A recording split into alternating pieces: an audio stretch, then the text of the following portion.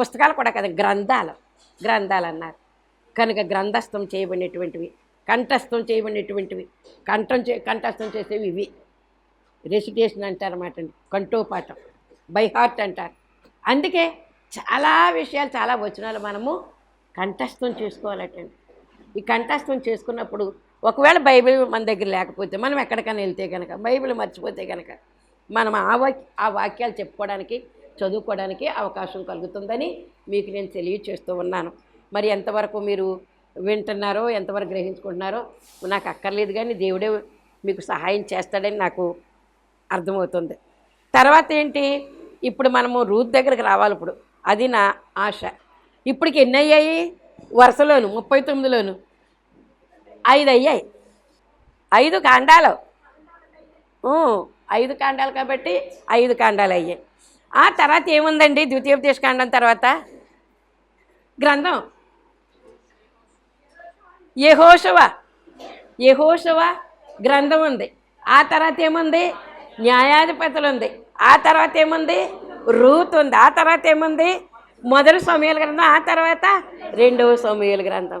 పోనీ అక్కడ కన్నా కొంచెం గ్రహించగలిగితే నేను ఆనందపడతాను. 5 అయిపోయిన తర్వాత 6వది ఏంటి?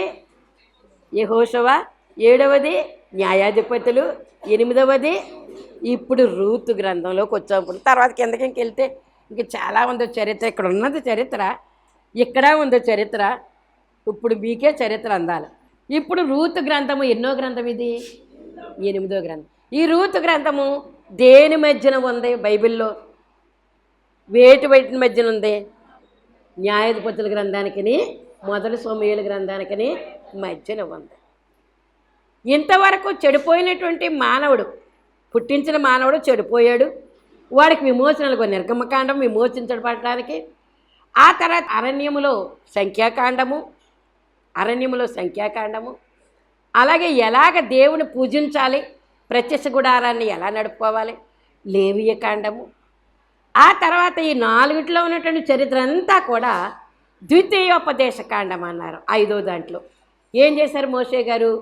నేను అయిపోతాను కాబట్టి తర్వాత మళ్ళీ మీకు జ్ఞాపకం ఉండాలి కాబట్టి ఇదిగో ఎక్కడి నుంచి ఎక్కడికి మరి నేను మిమ్మల్ని నడిపించుకొచ్చానో అదంతా కూడా ద్వితీయోపదేశ కాండంలో తిరిగి చెప్పినటువంటి చరిత్ర ద్వితీయోపదేశ కాండము.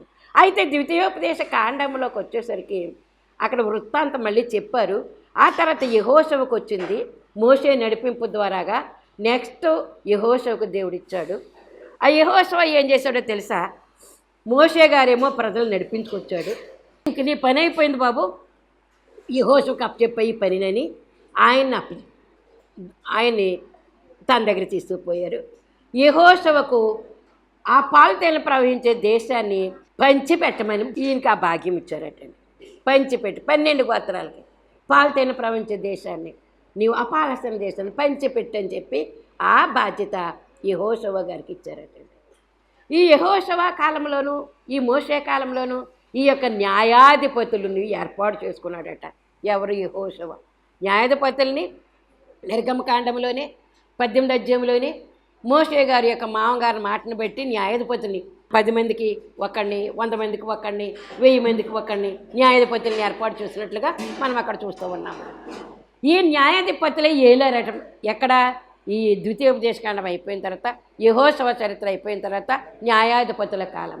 ఈ న్యాయాధిపతుల కాలంలో రాజు లేడు.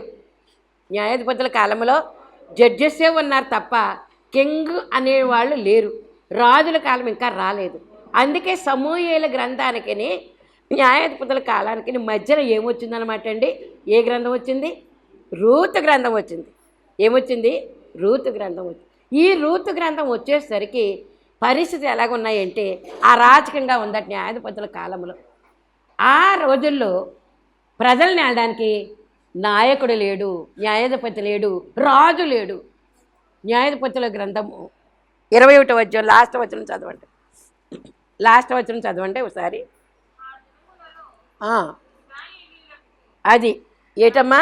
ఆ దినములలో ఇశ్రాయేలీలకు రాజు లేడు, ప్రతివాడును తన ఇష్టానుసారముగా ప్రవర్తించుచూ వచ్చాను. ఇష్టానుసారంగా రాజు లేకపోతే అంటే తండ్రి లేకపోతే ఇల్లు ఎలాగుంటుందండి? అరాచకం. తల్లి తండ్రి కూడా లేకపోతే ఇంకెలాగుంటుందండి? ఇంకా అరాచకం అండి. కనుక రాజు లేకపోతే కనుక అరాచకంగా ఎవడ పని వాడి అధిష్టానుసారంగా వాడే ఉన్నారని ఇక్కడ వాక్యంలో తెలియజేయబడుతుంది. ఇంకా ఇందులోనే 17వ అధ్యాయము 4వ వచనం చదవద్దు. 18వ అధ్యాయము 1వ వచనంలో కూడా ఇశ్రాయేలుకి ఆ కాలంలో రాజు లేడు అనేటటువంటి మాట. ఇష్టానుసారముగా ఎవరి జీవితం వాళ్ళే జీవిస్తూ ఉండేటటువంటి పరిస్థితులలో దేవుడు ఈ యొక్క కుటుంబాన్ని ఈ రూతు గ్రంథంలో ఏర్పాటు చేశాడటండి. ఒక్క కుటుంబం ఏర్పాటైంది. ఆ కుటుంబంలో ఎవరున్నారు? భార్య భర్త ఉన్నారు, 2 కొడుకులు కూడా ఉన్నారు. ఎవరండి వాళ్ళు? 2 కొడుకులు కూడా ఉన్నారు. అది కానీ గమనించుకోవాలి మనం. భార్య భర్తలు ఉన్నారు, 2 కొడుకులు కూడా ఉన్నారు. ఈ కుటుంబము ఎటువంటి కుటుంబం?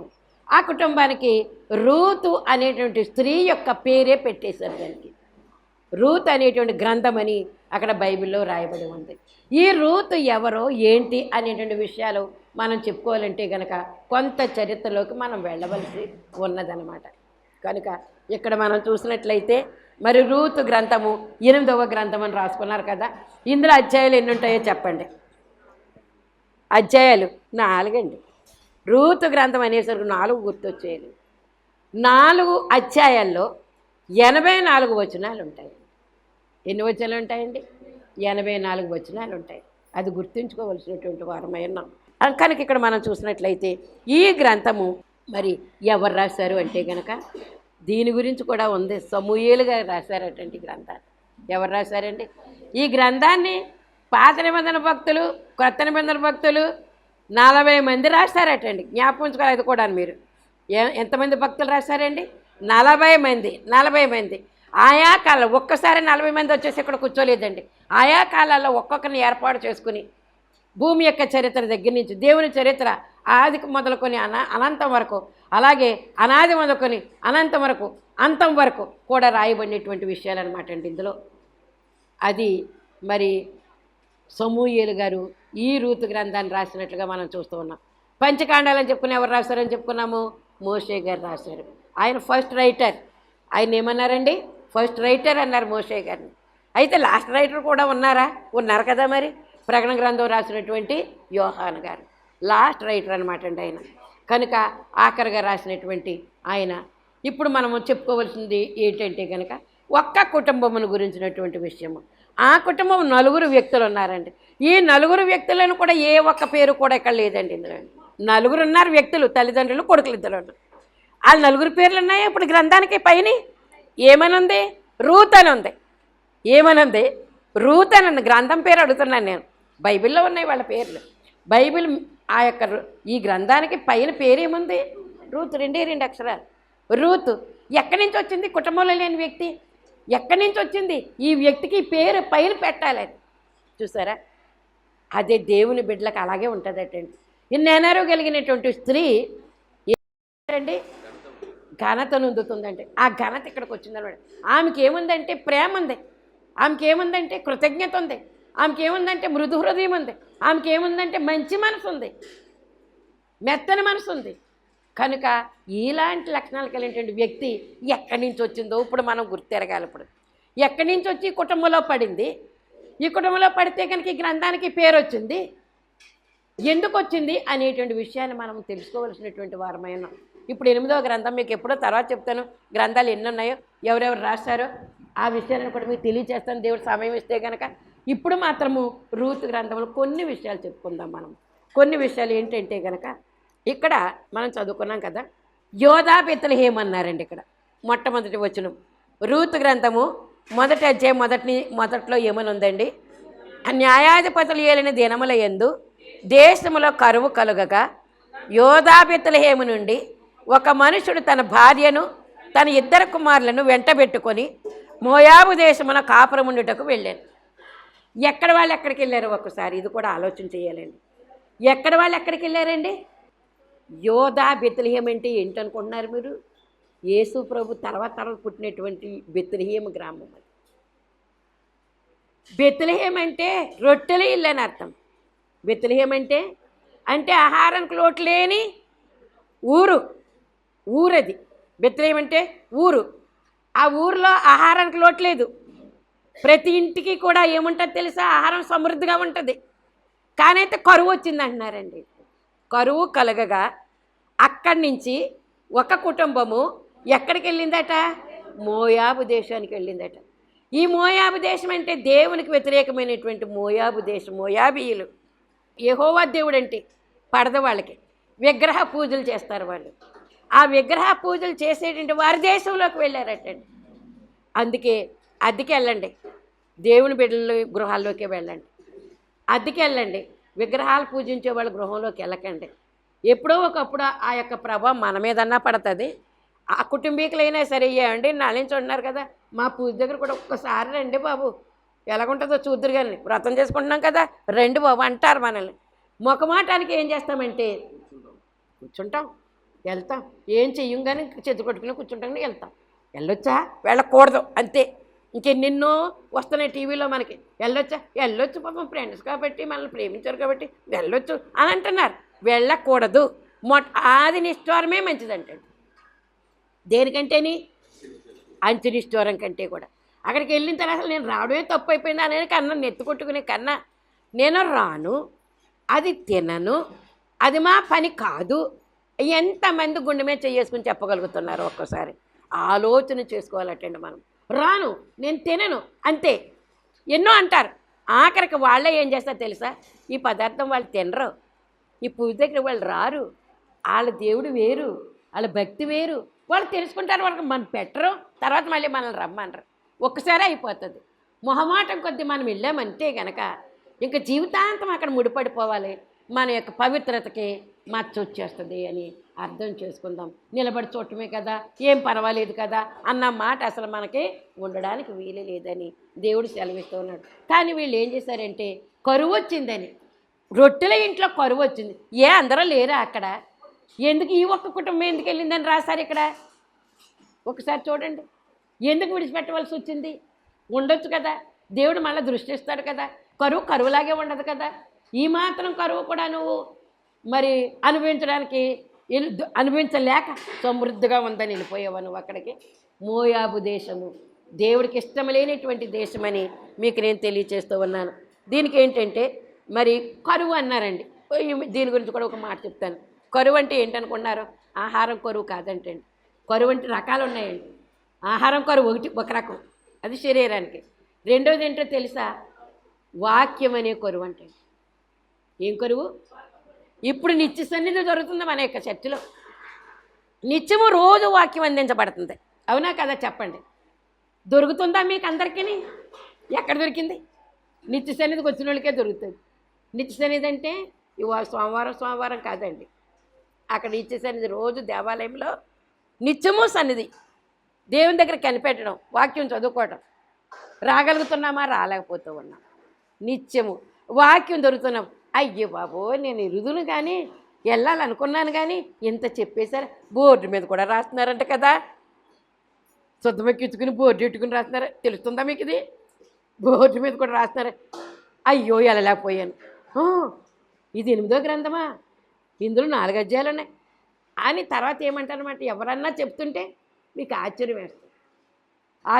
ఈ వాక్యం అనే కరువు తర్వాత చెప్పేవాళ్ళు ఉండరు. నాకు ఈ వాక్యం కావాలి, ఈ వాక్యం అర్థం కావాలంటే కనుక, ఈ కళకు అర్థం కావాలంటే కనుక చెప్పేవాళ్ళు దొరకరు. వాక్యం దొరుకుతున్నప్పుడే మనం ఏం చేయాలన్నమాట అండి? దాన్ని వెంటాడాలి, దాన్ని అందుకోవాలి. అందుకే ముద్దొచ్చినప్పుడే శంకెక్కాలంట. అవునా కదండి? ముద్దొచ్చినప్పుడు ఏం చేయాలి? రారా బాబు అన్నాం అనుకో, చీపారా అంటాము, వాడిని ఎత్తుకోలేము. ఆడికి వస్తుంది మళ్ళీ మనకి సిరాకులో ఉన్నప్పుడు. ఎత్తుకో నాన్న అని వచ్చామనుకో, 4 తంతాడు పట్టుకుని ఎత్తుకోవడం కాదు. కానీ ముద్దొచ్చినప్పుడే సంకెక్కాలంట. దేవుని యొక్క సన్నిధి, దేవుని యొక్క వాక్యము, దేవుని యొక్క ఈ యొక్క ప్రార్థనలు మనకు దొరుకుతున్నప్పుడే మనం ఏం చేయాలంటే దాన్ని పట్టుకోవాలంటే ఆ యొక్క అర్థాన్ని మనము గుర్తెరగవలసినటువంటి వారమై ఉన్నాం. వాక్యం అనే కరువు, ఆహారం అనే కరువు ఉంటుంది, అదొక రకం కరువు. ఇల్లు అనేటిది ఒక కరువు, వస్త్రం అనేది ఒక కరువు. అవి సమృద్ధిగా ఉండవు మనకి. కానీ దేవుడు ఇస్తున్నాడు. ఇచ్చినప్పుడు ఏం చేయాలంటే ఆయనకు స్తుతులు చెల్లించాలి. ఇంకోటి, దైవజనులు దేవదాస్ దగ్గర చెప్పిన సూత్రాలు ఎన్ని ఉంటాయో. వస్తువు వచ్చినప్పుడు దానికి ఎన్ని స్తుతులో చెల్లించాలంట. ఇల్లు వచ్చినప్పుడు ఎన్ని స్థుతులో చెల్లించాలటండి. మీరు అర్థం చేసుకోండి. ఒక్క ఇటుకేనా ఎన్ని స్థుతులు చెల్లించాలి? ఎన్ని స్థుతులు చెల్లిస్తావు నువ్వు అని అడిగారు.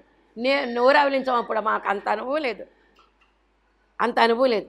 ఏంటి స్థుతులు అన్నారు? ఒక్కిటికేనా అప్పుడు అర్థం చేసుకున్నాం. ఆ తర్వాత ఈ చర్చ కట్టడం, ఆ తర్వాత మా ఇల్లు కట్టుకోవడం. కనుక ఒక్కొక్క ఇటుకకు కొన్ని వేల స్థుతులు చేసుకున్నాం మేము. ఒక్కొక్క ఇసుక రేణుకి స్థుతులు, ఒక్కొక్క మట్టి రేణుకి స్థుతులు, ఒక్కొక్క ఇనుముకి స్థుతులు, ఒక కలపకి స్థుతులు, ఎన్నో ప్రతి వస్తువు కూడా స్థుతులు చెల్లించు. అందుకే దైవజనులు చెప్పినటువంటి మాట ఏంటంటే, వస్తువు వెంబడి వస్తువు రావాలంటే వస్తువుకు స్థుతులు చెల్లించాలటండి. వస్తువు ఇచ్చిన తండ్రికి, వస్తువు కాదు మళ్ళీ అది విగ్రహారాధన అవుతుంది. వస్తువు ఇచ్చిన తండ్రికి ఓ నగ చేయించుకున్నావా, ఓ ఇల్లు కట్టుకున్నావా, ఓ పెళ్లి చేస్తావా, ఓ బిడ్డ పుట్టాడా, ఎన్ని స్థుతులు చేసుకోవాలో. స్థుతుల వెంబడి స్థుతులు చేస్తే కృప వెంబడి కృప వస్తుందంటే. కనుక ప్రతిదీ కూడా స్థుతులు చెల్లించుకోవాల్సిన, ప్రతిదీ ఇంట్లో ఉన్నటువంటి బాత్రూమును బట్టి కూడా నువ్వు స్థుతులు చెల్లించుకోవాలి. అది కూడా లేని వాళ్ళు ఎంతోమంది ఉన్నారు. ఇలా పట్టుకుని వెళ్ళే వాళ్ళని ఎంతోమందిని చూస్తున్నాం. ఎక్కడెక్కడికో వెళ్ళిన వాళ్ళని ఎంతోమందిని చూస్తున్నాం. అది అద్దె కొంపైనా సొంత కొంపైనా ఏదైనా ఆ సదుపాయాలు ఉన్నాయి కదా. ప్రభువే ఈ సదుపాయం ఇచ్చినందుకు నీకు వందనాలు తండ్రి, ఈ వస్త్రం ఇచ్చినందుకు వందనాలు తండ్రి, ఈ మెతుకు నాకు ఇచ్చినందుకు నీకు వందనాలు తండ్రి. ఈ మెతుకు ఎవరి కారణంగా ఈ మెతుకు దొరికింది నాకు? ఎవరిది కారణంగాను? మధ్యవర్తులు ఉంటారు నరులు, కానీ ఎవరిది? ఆయనదే, ఆయనే. అందుకే ఆయన సెలవు లేకుండా ఆహారం కూడా తినలేమట మనము. ఆయన సెలవు లేకుండా ఆహారం కూడా తినలేమటండి మనం. ఇంకా అమ్మ పర్వాలేదు అందరూ తినేశారు, ఇంక నేనే కదా ఉన్నానని ఆ ఉన్న అన్నాన్ని, ఆ ఉన్న కూరని ఉందో లేదో మొత్తం మీద అందరికీ చక్కబెట్టేసి పెట్టుకుంటామండి. అమ్మా మరణాత అని వస్తారు ఒకళ్ళు. అర్థం చేసుకోండి, అనుభవాలు చెప్తున్నాను మీకు. నేను కంచంలో పెట్టుకుని కూర్చుని ఉంటా, అమ్మయ్య పర్లేదు అందరూ చక్కబెట్టేశాను, ఇంకెలాగో ఉందో లేదో తినేద్దాం అనుకుని కూర్చుని ఉండేటోడికి అమ్మ మరణాత అమ్మ, మరణాతమ్మ అంటారు. అయ్యా భోంచేసి వచ్చారా? వాళ్ళు ఏమంటారు పిడుగులా అంటే, అబ్బే పొద్దున్ననగా వచ్చానమ్మా, లేదమ్మా తినలేదమ్మా. ఏం చేయాలి అప్పుడు? అందుకే ఆయన సెలవు లేకుండా గబగబా అన్నం పట్టుకెళ్ళి అతనికో ఆమెకో మనం పెట్టేస్తాం. ఫోన్లు కాసేపు పెందడి వండేసుకుని పెందడి తినేద్దాం అనుకుంటాం. అదే కదా స్త్రీ చేసే పని, ప్రేమ. అది ప్రేమ. కనుక పెందడి తినేద్దాం, పూటకి ఏముంది, 2-3 గంటలు ఆగితే మళ్ళీ అన్నం వండుకుని తినేసేయచ్చు అని అనుకుంటాం అన్నమాట. ఇలా అనుకుంటూ అనుకుంటూ అనుకుంటూ ఉంటే కనుక అక్కడ ఆ వ్యక్తి కడుపు నిండుతుంది, మనకు తృప్తి కలుగుతుంది. మనకి ఏం కలుగుతుందండి? తృప్తి కలుగుతుంది. వాళ్ళు ఎన్నాళ్ళు చెప్పుకుంటారు తెలుసా? మీరు ఆలోచన చేసుకోండి. ఆ ఒక్క పూట ఆకలితోటి వచ్చారు, ఆకలి తీర్చామంటే వాళ్ళ జీవితాంతం కూడా చెప్పుకుంటారు ఈ ఒక్క మెతుకు కోసం, ఒక్క పూట మెతుకు కోసం. అది మనకు కావాల్సినటువంటిది. అదేనమాట అండి నెనరగలిగినటువంటి స్త్రీ. అలాంటివే ఇప్పుడు నేను చెప్పేటటువంటి అనుభవంతో కూడినటువంటి విషయాలు చెప్తున్నాను మీకు. నేను ఇది జ్ఞానంతో కూడినటువంటి మాటలు కాదు, అనుభవంతో కూడినటువంటి మాటలు మీకు తెలియచేస్తూ ఉన్నాను. చాలా విసుగు వస్తుంది మనకు ఆ సమయంలో, చాలా కోపం వస్తుంది మనకు ఆ సమయంలో. ఆఖరిని అన్నీ ఊడ్చుకుని పిల్లలందరూ తినేసి, చుట్టాలు తినేసి అందరూ తినేసారు, ఇంకా అన్నీ ఊడ్చుకుని పెట్టుకుని అమ్మయ్య అనుకుని తింటుంటే ఏమొచ్చేసిందండి అక్కడ? అయ్యో బాబు పెద్ద గండం వచ్చేసింది. పెద్ద ఎంత ఆలోచన వస్తుంది? వెళ్ళిపోండి, పైకి వెళ్ళండి. ఏమంటామండి ఎవరన్నా వస్తుంటే? పైకి పైకి పైకి, ఏ పైకి వెళ్ళాలి ఆ పైకి వెళ్ళాలి, ఈ పైకి వెళ్ళాలి. అప్పుడు మొదట్లో మాటలు అలాగే ఉండేయండి. పైకి వెళ్ళండి, పక్కకి వెళ్ళండి, పైకి వెళ్ళండి, పక్కకి వెళ్ళండి, ఇవే మాటలు మనకి. అంతలోనే అంత అంటే అంతలోనే అంత. అలాగా భాగాలు చేసి పెట్టే బిడ్డలు కూడా మన సంఘంలో ఉన్నారు. ఎంత ఉంటే అంత ముద్ద అప్పుడు వచ్చిన వాడికి ఇంకో ముద్ద ఒకటి వచ్చి పెట్టే అనుభవం మన సంఘానికి మన బిడ్డలకి కూడా ఉంది, అది నాకు తెలుసు. కనుక ఈ పెట్టేటటువంటి పెట్టుబడిలో మరి దేవుని యొక్క కృప. కరువు కాలంలో కూడా మనం ఏం చేయాలంటే, ఎంతోమంది కరువు కరువు కరువు. ఇప్పుడు కరువు వాళ్ళకి, విజయవాడలో ఉన్న వాళ్ళకి ఏముందమ్మా? కరువే. ఆహారం లేదు, మంచినీళ్ళు లేవు, ఎన్నెన్ని పాటలు పడుతున్నారు. ఉన్న ఆహార పదార్థాలు వెళ్ళేటటువంటి సదుపాయాలు లేక కుమ్మరించేస్తున్నారు. లారీలు ఆహార పదార్థాలు కుళ్ళిపోతున్నాయి, దారులు లేక. అక్కడికి వెళ్ళే వాళ్ళకి లేదు, అక్కడికి లేదు. కానీ ఈ ఆహారం ఏమైపోతుంది? కుళ్ళిపోతుంది ఆహారం, దారులు లేక. అలాంటి పరిస్థితులు ఉంటాయన్నమాట. కనుక దేవుడు ఈ రోజున మనకు తెలియచేసే విషయం ఏంటంటే కరువు అన్నారు. ఒక్క వచనం చదవండి. ఏమనంటే ఇంకోటి ఏంటంటే ఆహారం లేక కరువా, వాక్యం లేక కరువా, ఏమండి సమాధానం కరువు అయిపోద్ది అంటే ఇంట్లో. ఏం కరువు అవుతుందండి? కొడుకు కోడల్లో సమాధానం, ఆఖరి కూతురు అల్లుల్లో కూడా సమాధానం ఉండదు. నా కూతురే అనుకుంటాం. కూతురు అల్లుల్లో కూడా ఏమి దొరకదు మనకి? కరువైపోద్ది సమాధానం అయిపోద్ది. కనుక ఇంకోటి ఏంటంటే ఈ కరువు ఎందుకు వస్తుంది? పరీక్షించే నిమిత్తం కూడా ఇస్తాడట. పాపాన్ని బట్టి కాదు, మనల్ని పరీక్షించే నిమిత్తం కూడా కరువు పెడతాడట. ఒక అమ్మాయి ఉండేది అక్కడ, ఆ వీధిలో ఉండేది. పూర్వకాలం మాట చెప్తున్నాను. పూర్వకాలం అంటే ఇప్పుడు లాంగ్ ఎగో కాదు, ఇక్కడ 30 సంవత్సరాల క్రితం అనుభవం ఉన్నటువంటి అమ్మాయి. ఏమీ లేదు, భర్త తేలేదు, పిల్లలు స్కూల్ నుంచి వచ్చేస్తారు, వాళ్ళకి ఏం పెట్టాలి, ఈ రాత్రికి వాళ్ళకి ఏమి ఇవ్వాలి. మధ్యాహ్నం స్కూల్కి వస్తారంటే, సాయంకాలం కాదు, మధ్యాహ్నం స్కూల్ని భోజనానికి వస్తారు. పొద్దున్న వెళ్ళిపోయాడు, తెస్తానని వెళ్ళిపోయాడు, తెస్తాననేవాడు. ఇప్పుడు ఆహారం కావాలి, ఏం చేయాలి తెలియట్లేదు. ఏదో ఈ గీసి మొత్తం మీద పిల్లల కోసమైన అంత అన్నం వండేసింది. కూర ఎలాగా? ఏదో ఒక ఉల్లిపాయ, ఏదో ఒక మిరపకాయ, ఏదో మొత్తం మీద అంత కూర చేసిందని. ఎంత టేస్ట్ వచ్చేసిందనట. మమ్మీ ఎప్పుడు వండలేదు ఇలాగ నువ్వు. కరువులో చూడండి దేవుడు ఏం చేశాడు. ఎప్పుడు వండలేదు నువ్వు ఇలాగ అంటే, అన్నీ ఉన్నప్పుడు లేదంటే టేస్ట్. అది గీసి ఇది గీసి అక్కడెతికి అక్కడెక్కడో వదిలిపోయింది ఉంటే అక్కడెక్కడో ఇలాంటి అనుభవం. దేవుడు చేసే పనులు అంత ఆశ్చర్యంగా, అంత టేస్టీగానా? అమ్మ ఎంత కడుపు నిండిపోయిందమ్మా మాకు, అంత అన్నం ఎంత కడుపు నిండుతుంది. అదంతే దేవుని యొక్క అనుభవం ఉన్నటువంటి, ఇలాంటి అనుభవం ఉన్నటువంటి వారందరికీ కూడా తెలుసును ఈ విషయాలన్నీ కూడా. అంత టేస్ట్ వస్తుంది. కనుక ఈ కరువు అనేటువంటి మాట పరీక్షించే నిమిత్తం కూడా మనకి ఏం చేస్తాడటండి? ఆ కరువు వస్తుందటండి. ఆ కరువులో తట్టుకోగలగాలన్నమాట మనం. అంతేగాని ఇంట్లో వాళ్ళని తిట్టుకుని మా ఆయన ఎప్పుడు ఇంతే, మా అత్తగారు ఎప్పుడు ఇంతే, మాకు ఎప్పుడు పెట్టింది కనుక ఇప్పుడు పెట్టడానికి అని వాళ్ళని వీళ్ళని తిట్టుకుంటూ కూర్చుంటే ఏమీ రాదు. ప్రయత్నం చేయాలటండి.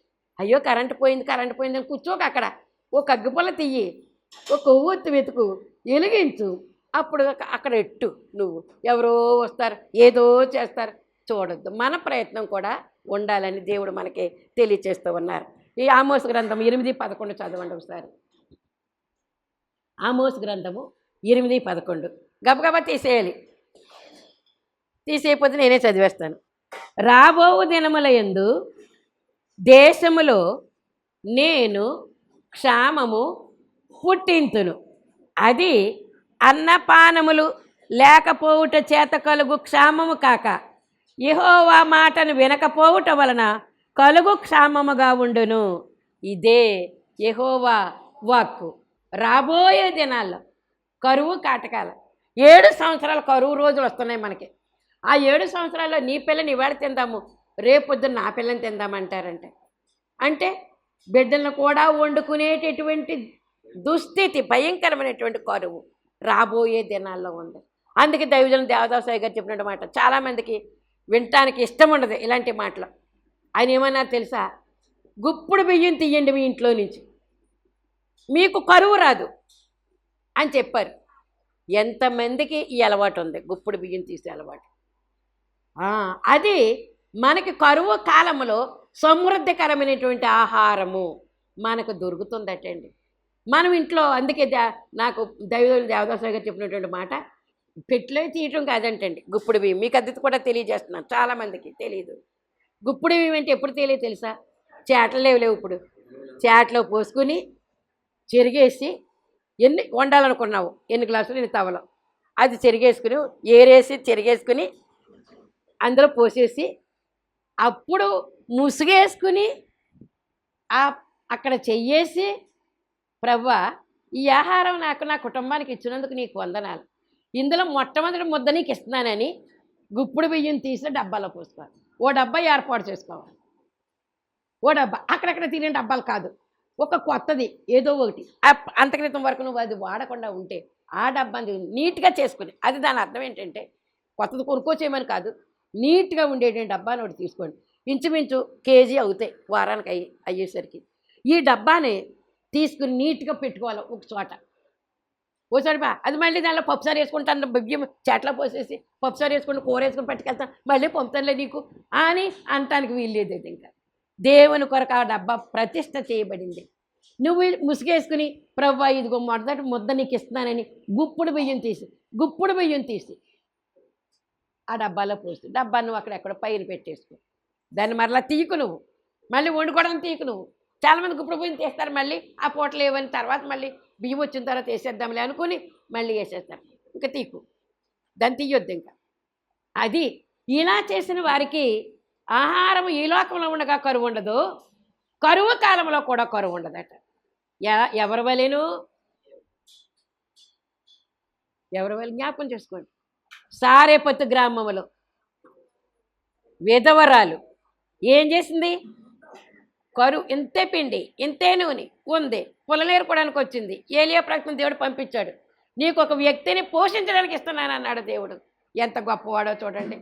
ఒక ధనవంతురాలు కాదు, ఒక పేదరాలు, ఆ పూటకున్నటువంటి ఆ వ్యక్తిని కరువు కాలం అంతా నేను పోషించడానికి అక్కడికి వెళ్ళు, సారేపత్తు గ్రామానికి వెళ్ళు, అక్కడికి నిన్ను పోషించే వ్యక్తిని నేను ఏర్పాటు చేస్తున్నాను. దేవుడు ధనవంతురాలు కాదు, గొప్పవాడు కాదు. ఒక్క పూట ఆ తన కొడుకు తనకి కావాల్సినంత పట్టెడు పిండి, గుడ్లో కొంచెం నూనె కావాలి. అర్థం చేసుకుంటేనే ఈ విషయాలు మనకి అవగాహనలోకి వస్తాయి. ప్రభువా నీకు వందనాలు, స్తుతులు, కృతజ్ఞతలు. రూత్ అనే గ్రంథముల గురించి, రూతుని గురించి చెప్పుకోవాలని కూర్చున్నాం. ప్రభువా తండ్రి, నీ చిత్తమైతే మరోసారి ఇవన్నీ కూడా పూర్తి చేసుకోవడానికి అవకాశం కలిగించమని, ఈ యొక్క మాటల్లోని అర్థము బిడ్డలందరూ కూడా గ్రహించుకోవడం మాత్రం కాదు, అనుసరించేటటువంటి మనసు కూడా బిడ్డలకు ఉండాలి నాయన.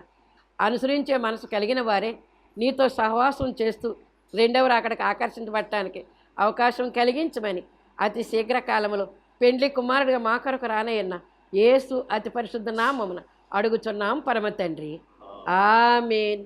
మరణాత. దేవాదేవులకు వందనాలండి. అయ్యగారికి, పెద్దమ్మ గారికి, చిన్నమ్మ గారికి, బిడ్డలకి నా వందన మరలాతలు. అక్కడ కూర్చొని నిలవబట్టడానికి కూడా నేను అర్హత లేని దాన్ని, అయినా దేవుడు నన్ను ఎందుకు ఎంచుకున్నాడో నాకు తెలియదు. నాలో ఏం చూస్తున్నాడో దేవుడు నాకైతే తెలియదు. నా సాక్ష్యం ఎంత చెప్పినా తీరదండి. అసలు ఎంత బలహీనమైనా కానీ ఆ దేవుణ్ణి అలాగే చేసుకునేదాన్ని ప్రార్థన. గత సంవత్సరం అయితే 2 సార్లు అసలు ఇంకా నాకు బతకాలనిపించేది కాదండి. బతకాలనిపించకపోతే ఇంక ఇంట్లో అందరితోటి నేను ఇంక చచ్చిపోతాను, నేను బతకను అంటూ ఉంటే ఇంకా వాళ్ళు మాత్రం ఏమంటారండి, ఇంక మా అమ్మాయి అయితే చచ్చిపోనేది, మా ఆయన గారు అయితే చచ్చిపో కాళ్ళ పడిపో అనేవారు. అయితే ఒకసారి 2 సార్లు ఫ్యాన్కి ఉరేసుకుందామని ట్రై చేశాను కానండి, మరి ఆ దేవుడు దాని నుంచి నన్ను తప్పించాడండి, ఇలా నిలవబెట్టుకున్నాడు. అలాగే గత నెలలోని తైలాభిషేక పండుగ చేశారు కదండి, ఆ తైలం ఎమర్జెన్సీ అప్పుడు వాడుకోమని చెప్పారు కదా అయ్యగారు. నాకు అది చాలా అద్భుతం జరిగిందండి. మా అమ్మాయికి గ్యాస్ నిప్పు కింద వచ్చేసి నడ్లోకి వచ్చేస్తాయండి. అమ్మాయి రాత్రి తెల్లవారులు అలాగే బాధపడుతుంది కానీ నాకు చెప్పలేదండి. నేను ఉదయం లేచి వచ్చేటప్పటికి ఏంటి ఇలా ఉందంటే గ్యాస్ నిప్పు వచ్చేస్తుందండి. అప్పుడు ఆ తైలం రాస్తే తగ్గింది. అలాగే మా ఆయన గారి విషయంలో కూడానండి దేవుడు అద్భుతం జరిగించాడండి. ఆ తైలం ఇచ్చాక ఆయన కొంచెం మద్యానికి దూరంగా ఉన్నారని ప్రస్తుతానికి, కానీ దేవుడు చాలా గొప్ప దేవుడు. నాకైనా దేవుడు అనిపించేలాగా అనిపిస్తుందండి నాకైతే. దేవునికి మహిమ కలుగును గాక. ఆమేన్.